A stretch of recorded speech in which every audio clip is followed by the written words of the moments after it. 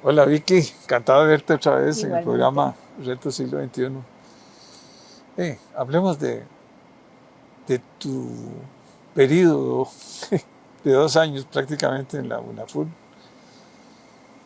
una institución que se las trae, ¿verdad? Con todos los problemas, ¿verdad?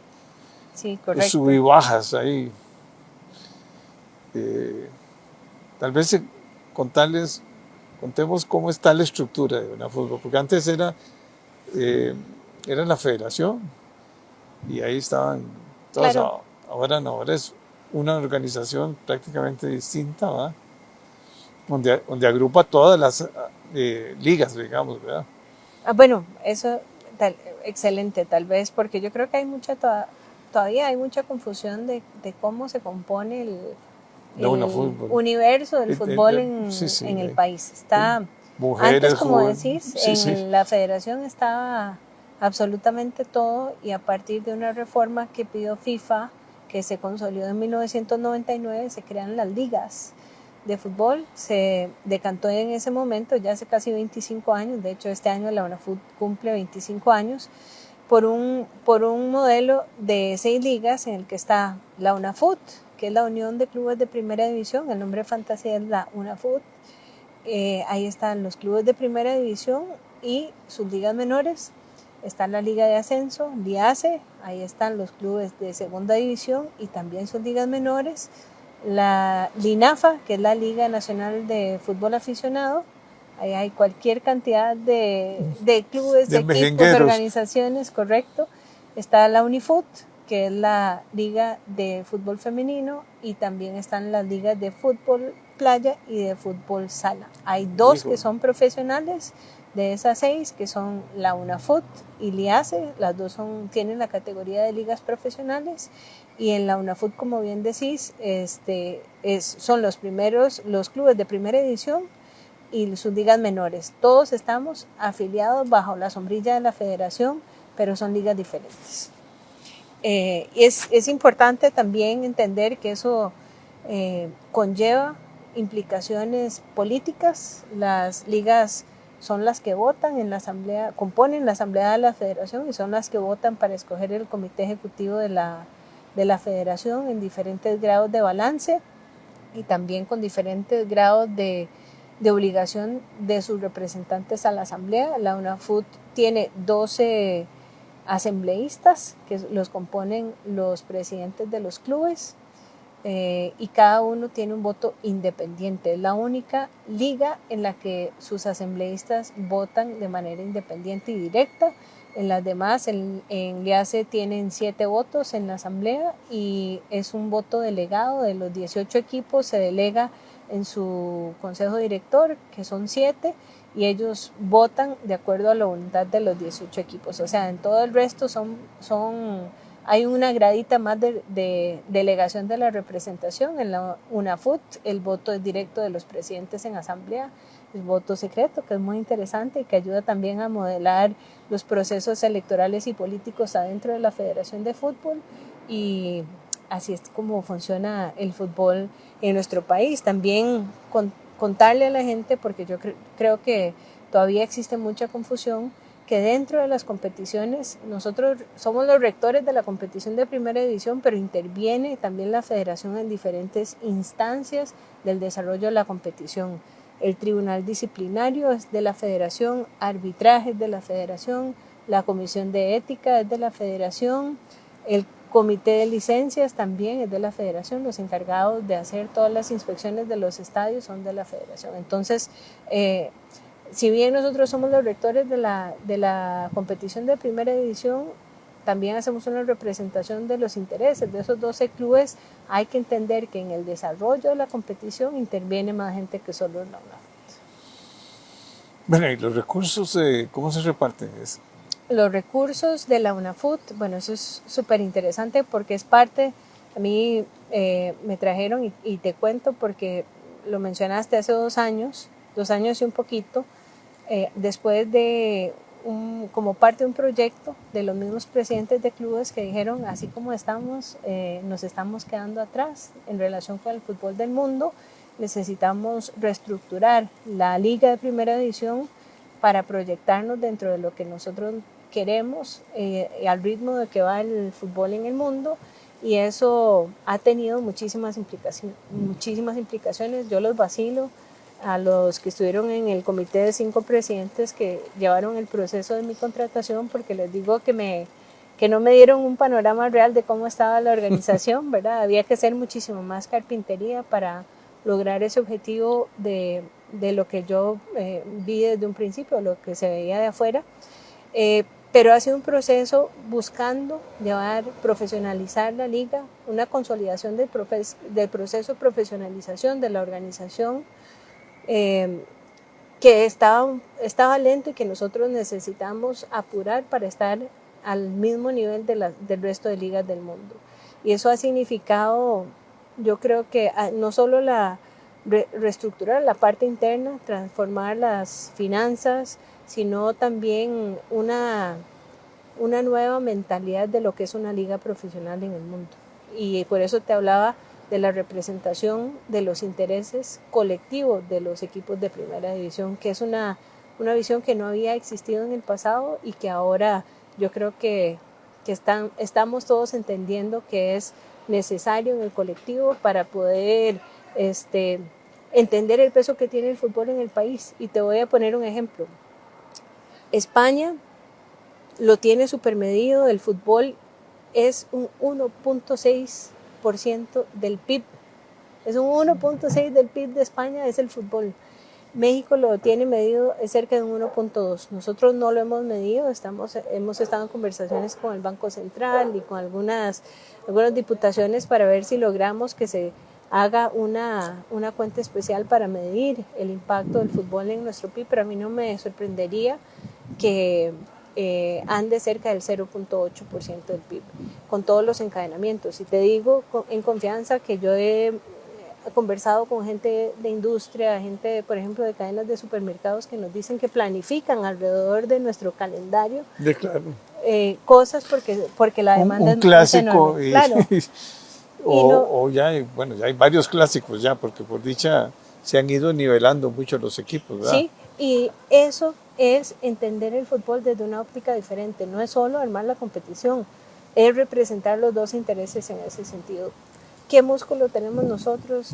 ¿Cómo existe el fútbol en sociedad? El fútbol no existe en vacío, y qué implicaciones tiene. ¿Y cómo se gestiona eso en una liga profesional? Sí, yo te hablo de mi experiencia. Siempre con muchas angustias económicas fue la federación. Sí. En aquel tiempo, ¿verdad? Muchas veces no teníamos recursos ni para ir a participar en ningún evento, ¿verdad? Y acordémonos que la FIFA tampoco es que te apoya para el mundial, pero para que la selección vaya a distintos fogueos, y sobre todo a nivel centroamericano nosotros no salíamos de aquí de la zona, digamos, de CONCACAF. Ahora hay muchas ligas, ¿verdad?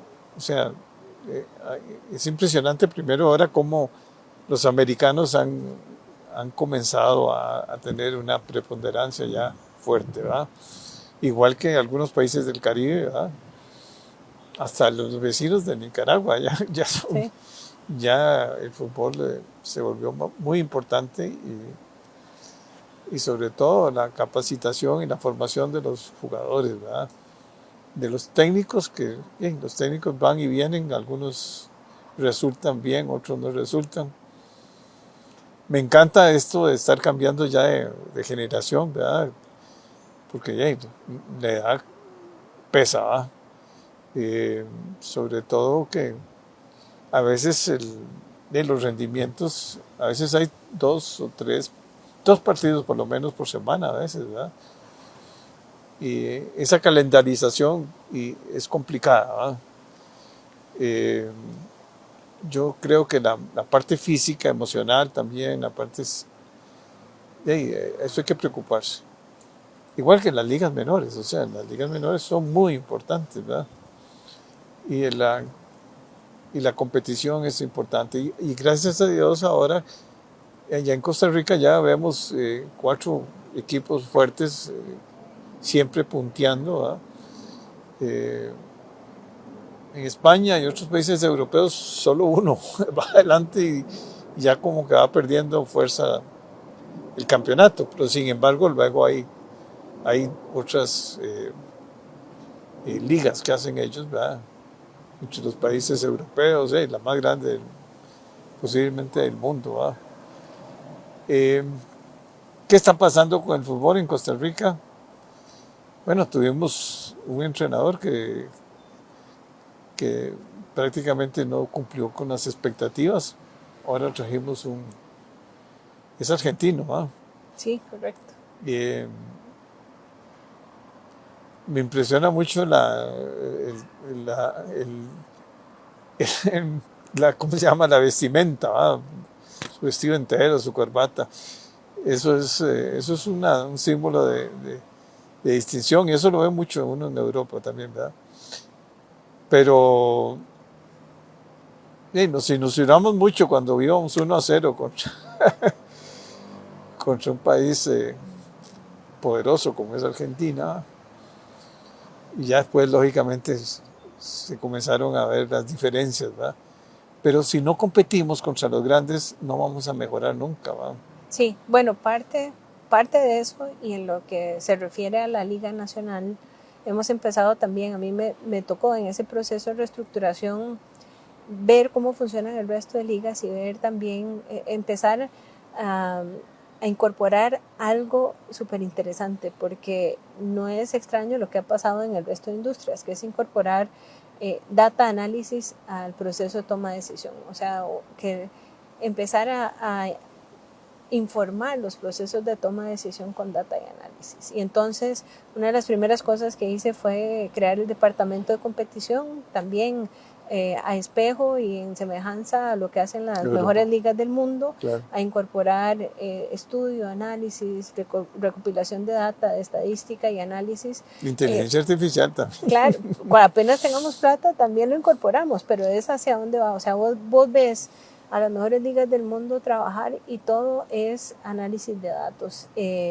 Y por ejemplo, te voy a poner hablando con la gente de la Liga Mexicana se dio cuenta también que tenía vacíos grandes en ese sentido, que cuando sus jugadores, que hay que recordar que la mayoría de los jugadores de selección nacional de México son de la Liga doméstica, no, la mayoría son de la Liga Mexicana. A los mexicanos les cuesta mucho salir porque los salarios en México son mucho más altos que los europeos. Empezaron a ver que había diferencias del rendimiento de sus jugadores en selección con el resto de selecciones, y empezaron a ver qué diferencias había en el juego de su liga nacional, y se dieron cuenta, para darte un dato sencillo, que el tiempo efectivo de juego estaba 5 minutos por debajo de las ligas europeas. Entonces se daba mucho menos, se paraba mucho más el juego, por si no suena familiar a lo que pasa acá, ¿verdad? Se paraba mucho más el juego, las faltas duraban años, las jugadas en ejecutarse, y eso terminaba en que los jugadores estaban jugando 5 minutos de tiempo efectivo menos. Entonces empezaron a hacer ajustes en la competición, en la gestión de la competición, para acortarlo eso. En el primer año acortaron casi 2 minutos. Y eso es con directrices específicas a los árbitros, de que los jugadores no podían estar perdiendo tiempo, de que no podían estar parando por faltas, que tenían que darle más dinamismo al juego, y eso ha resultado en que México haya retomado un poco el ritmo de competición a nivel internacional. Si vos ves no solo en la mayor, sino en las selecciones menores, han vuelto a tener mejor nivel de competición, y esa es una de las cosas que han medido y que han orientado para guiar sus campos. Nosotros estamos encaminados a eso. Necesitamos hacer inversión, ¿verdad? Ya hicimos la reestructuración, generamos una organización, una liga que está de acuerdo a las mejores prácticas internacional, pero hay que meterle plata para poder tener recurso a ese tipo de información y tener la posibilidad de tomar ese tipo de decisiones informadas que nos lleven a esas mejoras cualitativas. Y la formación de los árbitros también. Y también de los dirigentes. Y de los dirigentes, ¿verdad? Sí, porque claro, muchos se meten. Y eso uno lo ve, sobre todo con los europeos, ¿verdad? Como dice uno, ahí no hay cuento, ahí es duro el juego, ¿verdad? Es fuerte, pero ya para que paren y saquen una amarilla es por algo ya demasiado obvio, ¿verdad? Pero y cuando se cae alguien, rápido viene la camilla y lo saca, ¿verdad? No se queda ahí como perdiendo el tiempo, ¿verdad? Claro. Pero eso es importante, pero también es importante la parte del entorno social de cada uno de los jugadores, de la alimentación, de las buenas prácticas, de la preparación física también, y la parte psíquica también, ¿verdad? Yo creo que la motivación es parte muy importante, ¿verdad? No sé. Sí, bueno, y eso, que dicha que lo mencionas porque estás ampliando el panorama de lo que usualmente se cree o oímos también en medios de comunicación de que el fútbol es solo la pateada de la bola, y es una industria altamente sofisticada con una cantidad impresionante de profesionales de distintas disciplinas que intervienen en el buen desarrollo, nutricionistas, médicos especialistas, preparadores físicos, los entrenadores, en la parte de gestión, administradores, gente de finanzas, gente de comunicación, de mercado. O sea, es una industria verdaderamente sofisticada, de las industrias que más plata mueven en el mundo, y hay que reconocerlo así. Yo creo que tenemos que dejar la ficción de que solo los que han jugado fútbol tienen espacio en el negocio. Es una industria muy, muy sofisticada y que más bien requiere cada vez más especialización. Y yo te diría que hemos avanzado en eso, en la formación de jugadores. Y hay management en eso, entonces. Claro que sí. O sea, hay sociedades, digamos, que se dedican a eso, nada más. Y ya hay centros de formación de recursos humanos súper especializados. Nosotros firmamos, por ejemplo, con una de las universidades en Europa que forma gente de negocios en fútbol, que son maestrías especializadas. Estamos firmando 2 contratos más, otro con una organización, la Johan Cruyff, que hace también negocio de fútbol, y también con otro instituto que hace la parte legal de fútbol, ¿verdad? De derecho deportivo. Cada vez nos especializamos más, cada vez hay profesionales más capacitados. O sea, uno puede ir a sacar una maestría, como una carrera casi. Claro, es una carrera. Es adicional a una carrera. Te lo digo porque yo tengo un hijo mío que siempre me decía, yo quiero ser entrenador, yo quiero ser tal cosa. Y uno le decía, no, pero mire, eso como que aquí no es una actividad importante, digamos, de recurso financiero, pero bueno. Sí, no cabe duda. Y un buen ejemplo lo han hecho los norteamericanos, ¿verdad? Claro. Que comenzaron de cero. O sea, es que ellos no tenían jugadores, o sea, y hoy ves unos... La progresión de la MLS ha sido espectacular. Sí. Y aún así sigue importando mucho talento. Pero te voy a dar otro ejemplo más impresionante para mí. La Liga Canadiense Premier empezó hace año y medio. El presidente ejecutivo Mark Noonan y yo hemos conversado mucho, pero ya avanzan tan rápido en la curva de aprendizaje porque pueden hacer inversión y aplicar cosas modernísimas del fútbol. O sea, no tienen que transitar por modernizar estructuras viejas, sino que aplican de una vez. La parte comercial de la Liga Premier canadiense es increíble, es de primer mundo, es comparable con las ligas europeas, y lo hacen en un periodo de 1 año y medio de creación. Nosotros tenemos que ajustar 25 años de existencia a llegar a ese nivel de sofisticación, por ejemplo. No, y me imagino que con todo esto de la inteligencia artificial, con las computadoras, con todo esto, y prácticamente uno puede saber cómo se desempeña cada uno de los jugadores, o sea, sí, cuáles son sus puntos débiles, sus puntos fuertes, porque y estudiar, o sea, porque es un análisis complicado, pero ya con la inteligencia artificial y buscar los recursos.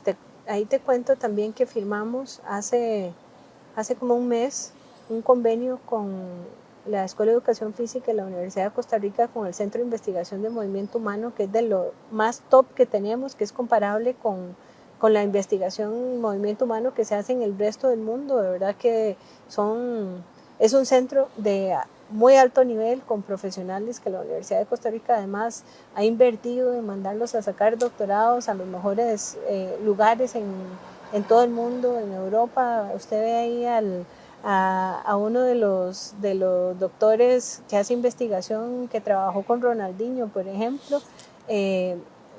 Son impresionantes, y nosotros firmamos un convenio que le abre las puertas de esos recursos a los equipos para pensar diferente, en cómo aplicamos ciencia también a ese desarrollo. Ellos pueden saber, por ejemplo, la diferencia de potencia de una pierna de un jugador a otra, para que el preparador físico le haga planes específicos a ese jugador para evitar lesiones. Es increíble, ¿eh? Ya el nivel de sofisticación y de profesionalización en el mundo es otro a lo que nosotros tenemos disponible, lo hemos buscado en la UNAFUT. Yo me he encargado de ir a buscar los recursos de primera línea. Y hay donaciones de algunos para apoyarnos, ¿o no? Donaciones. O sea, en esta formación y ese proceso y todo. Los clubes han hecho inversiones los importantes. Clubes han hecho si vos ves, bueno, obviamente el tema del CAR con la liga fue súper innovador. Saprissa ya ahora tiene su centro, el CES, el Beto Fernández, que va encaminado también en esa línea. Hacer la misma. Pero Punta Arenas acaba de abrir su centro de entrenamiento, también se está informando no solo en sí, porque el CAR es un modelo impresionante. Es un modelo impresionante, pero es un sea, modelo son instalaciones de primer mundo. De primer mundo, y nos hizo también ver que era posible. Punta Arenas lo está haciendo, Cartago lo está haciendo, Jicaral lo hizo en su momento. Entonces, Grecia también está haciéndolo en una propiedad en la Argentina de Grecia. Entonces ya vamos viendo por dónde es el camino. Y los estadios se han venido mejorando, iluminación. Eso ha sido más lento. Hay que recordar que el zacate, sí. Algunos son artificiales, otros son naturales. Hay que recordar que nuestra infraestructura deportiva como país es muy vieja. Sí. Es muy vieja, la mayoría tiene más de 50 años, ¿verdad? La mayoría de nuestros estadios tienen más de 50 años. Se han hecho inversiones importantes en tratar de adecuar esa estructura vieja a los requerimientos actuales, y también hay esfuerzos de hacer infraestructura nueva. Ahí está Heredia haciendo un... Correcto, y esperamos ojalá también que otros equipos y otros inversionistas se apunten a hacer infraestructura deportiva. Un poquito arriesgadillo, porque claro. No es fácil, ¿verdad? Claro. Digamos, un CAR, uno sabe que hay gente de muchos recursos que está apoyando, pero en las finanzas de los partidos, sí, porque anteriormente las finanzas de un partido, bueno, ahora lógicamente son el apoyo publicitario, pero mucho era de cómo nos iba en el mundial, en el campeonato, y cómo nos iba en el campeonato nacional, si llegábamos a la final o no. Uno dependía de la taquilla, y eso era lo más inseguro del mundo, ¿verdad? Sí. Pero bueno, Vicky, es encantador escuchar ese pensamiento de avanzada, y lo importante es ahora planificar a largo plazo. Así es. Y darle continuidad a la gente que está en esto, ¿verdad? Sí, que se mantenga. Yo sé que los seres humanos somos súper adversos al cambio, pero es un cambio que tenemos que dar si nosotros queremos consolidar la profesionalización. Sí, tenemos que seguir. Así es. Si queremos llegar a hacer lo que han hecho otros países. No hay otro camino. ¿Ah? No hay otro camino. No hay otra, porque si no, no vamos a clasificar en ninguna liga bien, o sea, pero hay un proceso, ¿ah? También.